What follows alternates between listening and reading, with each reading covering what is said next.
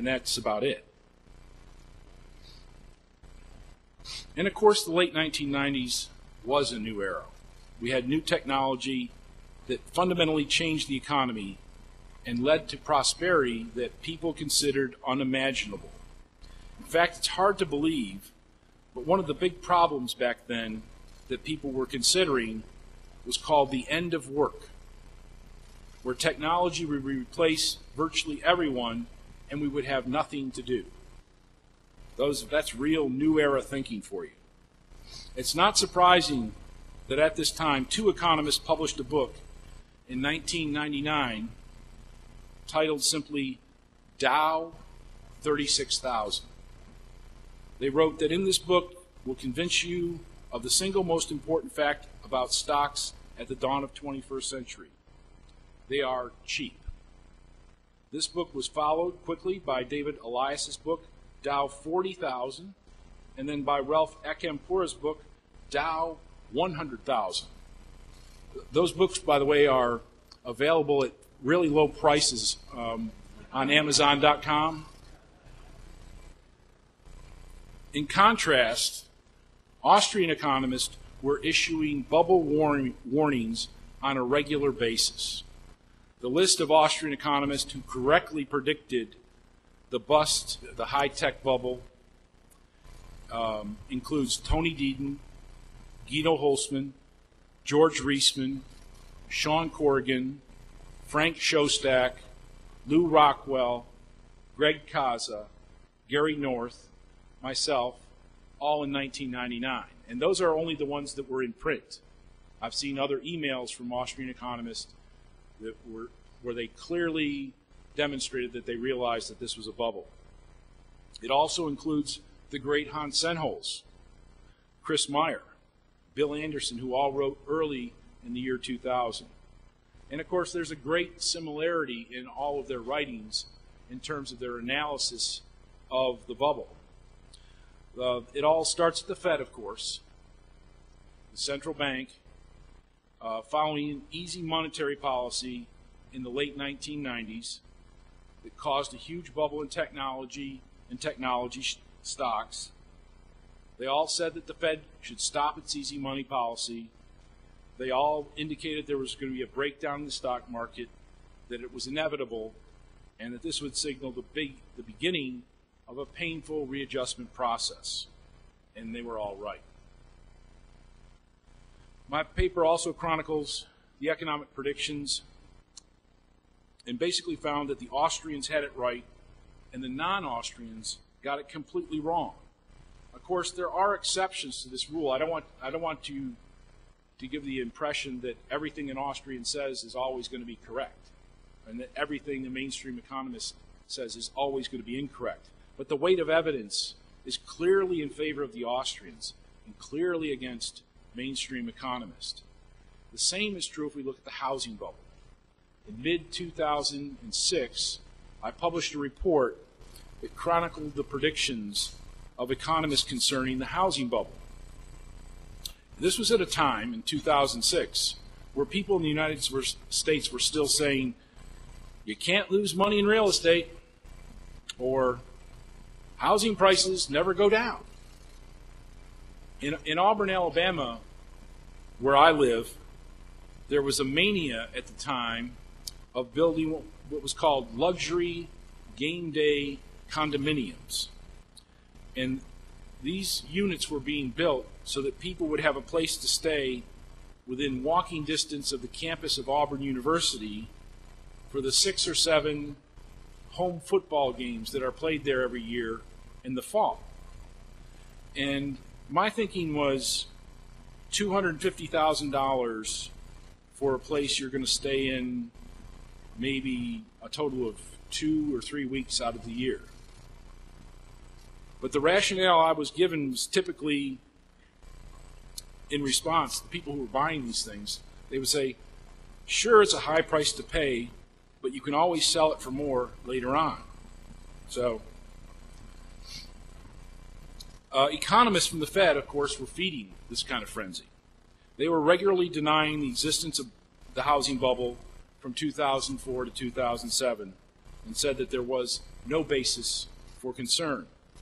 Alan Greenspan, their boss, was also denying the existence of a housing bubble, and in early 2006, Ben Bernanke, who replaced Greenspan and was the vice chairman at the time, was assuring us that there was no problem. Quote, "Our bank examiners tell us that lending standards are generally sound, and in particular, real estate appraisal practices have improved."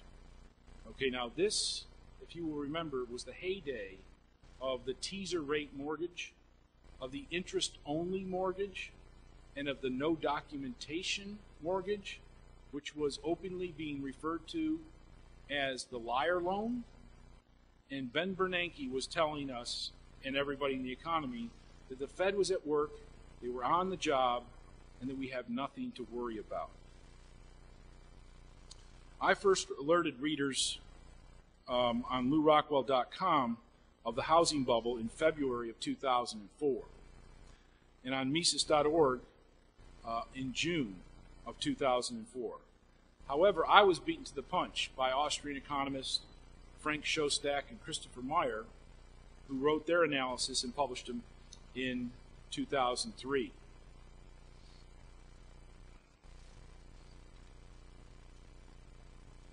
In all of these analysis and predictions, again, the Austrians always start with the Fed, the central bank, who initiates the process of easy money. Then this moves to the banks and mortgages, the money supply, and eventually to the housing market, of course. In particular, residential investment in the United States never contracted during the recession of 2001. So in every recession in the U.S. history, residential investment always declined except in 2001.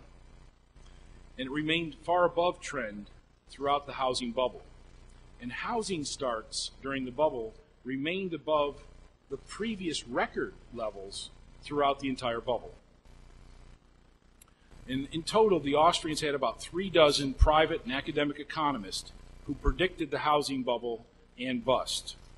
Few outside the Austrian school made such predictions, and those predictions often came much later. According to mainstream economists, bubble conditions of the time of the housing bubble was the new normal, a new era. The full list of people who made predictions in print concerning the housing bubbles reveals that the vast majority of all the accurate predictions were made by Austrians or Austrian-influenced economists. And again, I think this is a remarkable and noteworthy number, given that Austrians are outnumbered in the economics profession by 100 to 1. One of the funnier cases of a mainstream economist who knows about Austrian business cycle theory is Tyler Cowen. He wrote in 2005, at the height of the bubble, a blog post entitled, quote, "If I believed in the Austrian business cycle. 1. I would think the U.S. economy is overinvested in residential housing. 2. I would think we had piled on far too much debt in both public and private sectors. 3. I would think that these trends cannot possibly continue. 4. I would think that the U.S. economy is due for a dollar plunge and a massive sectorial shift towards exports. And furthermore, I would think that it would not handle such an unexpected shock very well."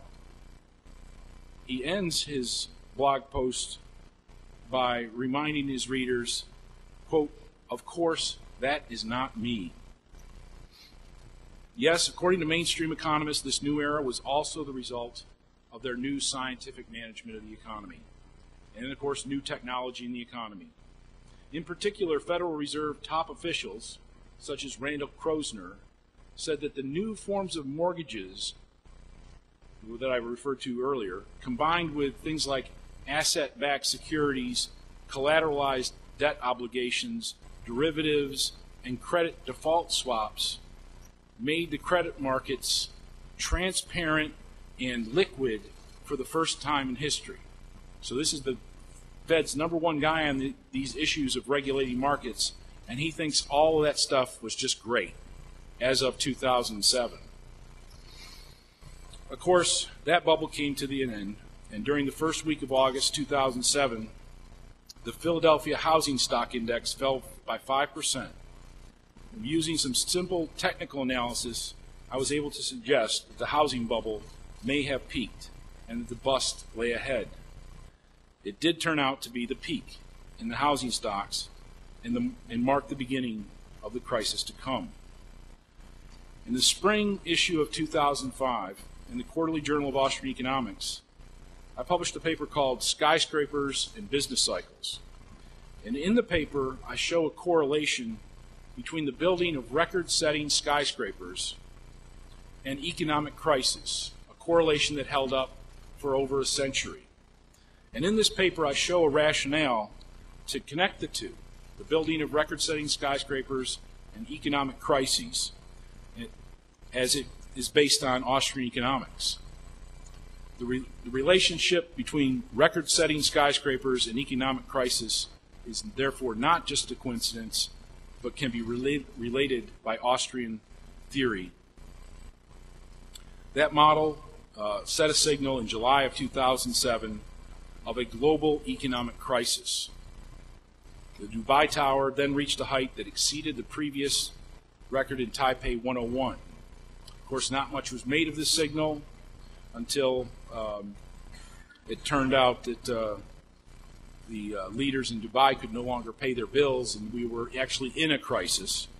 But at the time of the fall of 2007, we were being told by our leaders, Secretary Paulson in the United States, Chairman Bernanke of the central bank, and President Bush, that everything was just fine and dandy in the economy. Well, it turned out that the skyscraper index was right and that they were wrong.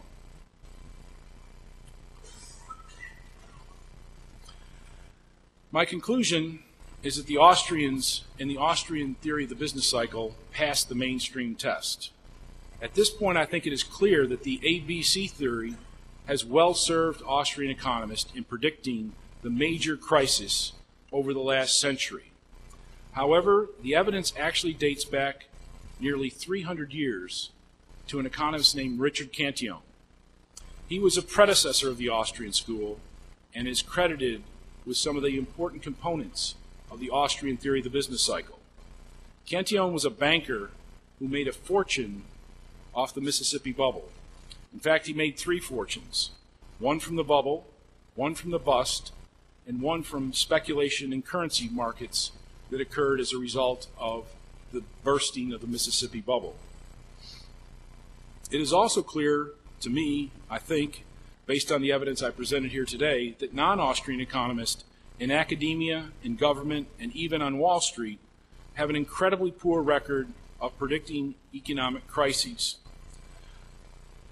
There are, of course, exceptions, but the rule is that the Austrians have been right and the mainstream has been dead wrong. Austrians pass the mainstream test, but the mainstream economists cannot. Thank you very much.